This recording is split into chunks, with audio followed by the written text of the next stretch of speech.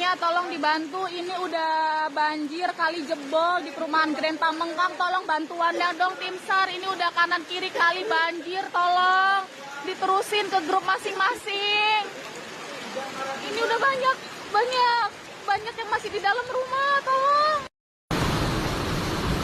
Selamat pagi pemirsa, kembali bersama Monitor Cuaca dalam laporan utama hari ini.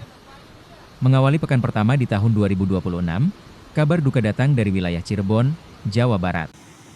Hujan dengan intensitas ekstrim yang mengguyur sejak Senin sore kemarin telah menyebabkan banjir besar kembali mengepung wilayah kota maupun Kabupaten Cirebon.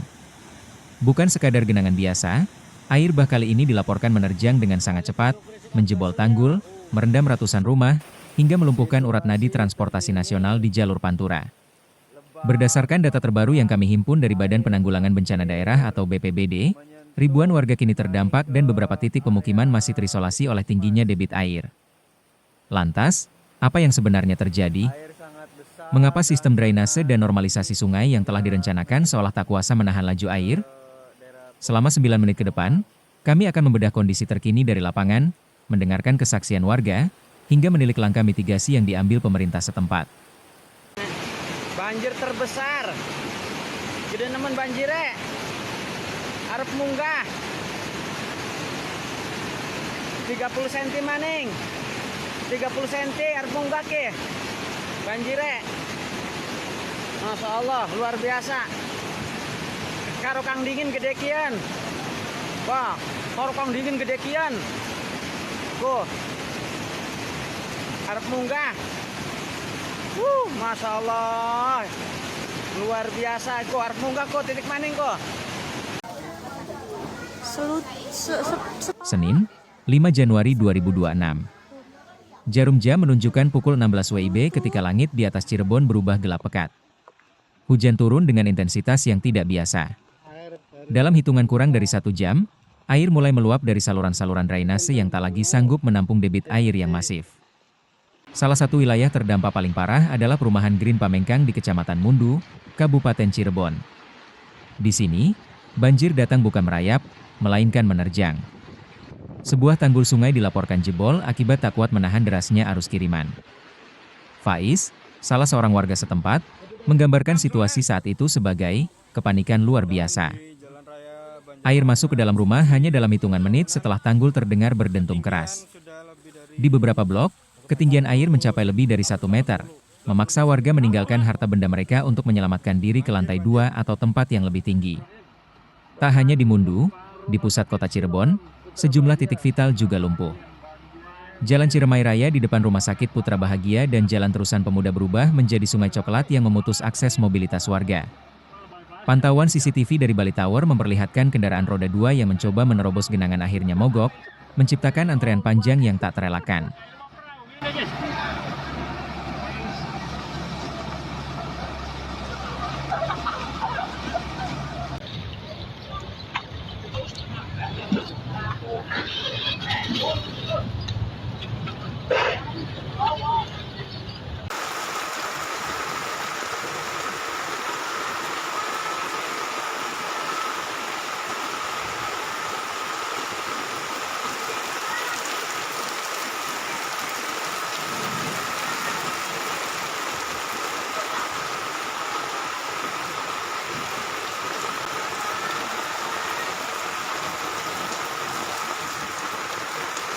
Dampak banjir Cirebon kali ini meluas hingga ke jalur strategis nasional.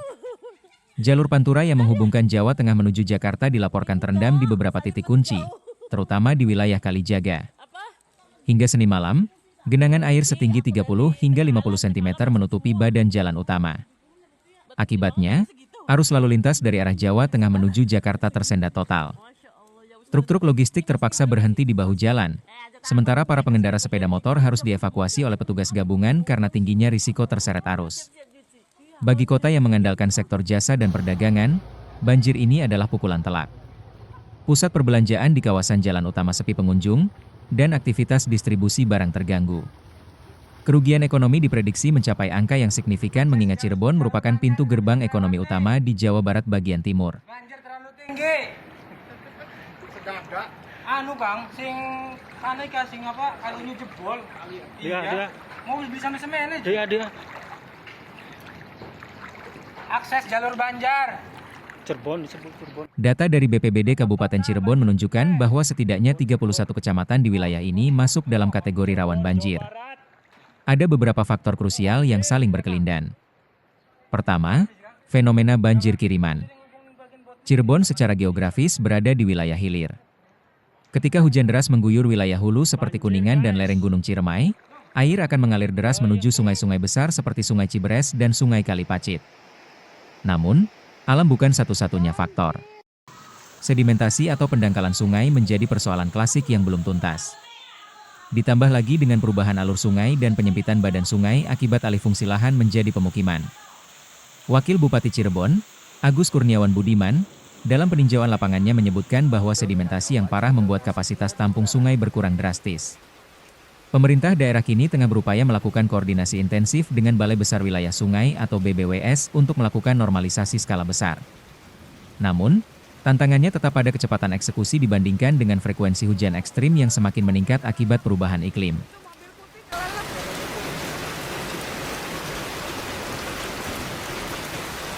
Ini orangnya di rumah sakit, motornya pada kentir. Tuh.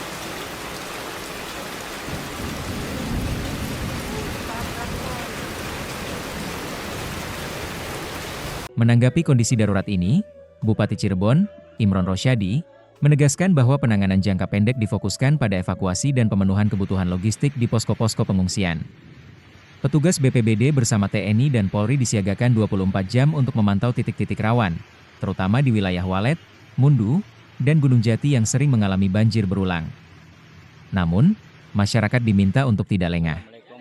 Berdasarkan rilis terbaru dari BMKG, puncak musim hujan diperkirakan masih akan berlangsung hingga Februari mendatang, dengan potensi curah hujan tinggi yang bisa berlanjut hingga April 2026. Cuaca ekstrim yang dipicu oleh fenomena atmosfer global membuat intensitas hujan sulit diprediksi secara akurat dalam jangka panjang, sehingga kewaspadaan mandiri warga menjadi kunci utama. Dan anak ya, ini tim relawan Tagana Leo ya, Mang Bolang ya, Mang karena sekarang evakuasi membawa ibu-ibu untuk diungsikan karena rumahnya tenggelam ya. Demikian. Banjir Cirebon di awal 2026 ini kembali menjadi pengingat bagi kita semua. Bahwa mitigasi bencana bukan sekadar soal membangun tanggul yang tinggi atau mengeruk lumpur setiap tahun, melainkan tentang bagaimana kita menjaga keseimbangan antara pembangunan dan kelestarian alam di wilayah hulu hingga hilir. Mari kita doakan agar saudara-saudara kita di Cirebon diberikan kekuatan, dan air segera surut agar aktivitas kembali normal. Kami akan terus memperbarui informasi ini melalui portal berita kami.